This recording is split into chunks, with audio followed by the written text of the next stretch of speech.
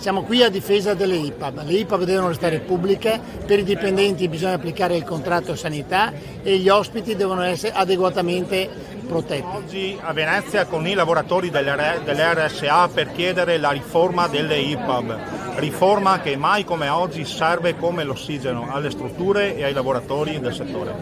Siamo qui per manifestare i diritti dei dipendenti delle case di riposo. Necessitano di contratti migliori come quello della sanità.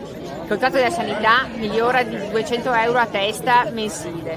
Regione Veneto e la politica non possono stare ancora in silenzio. C'è bisogno che l'assessore Lanzarin e il governatore Zaia diano risposte concrete ai lavoratori che da anni attendono una riforma sostanziale del governo delle IPAB.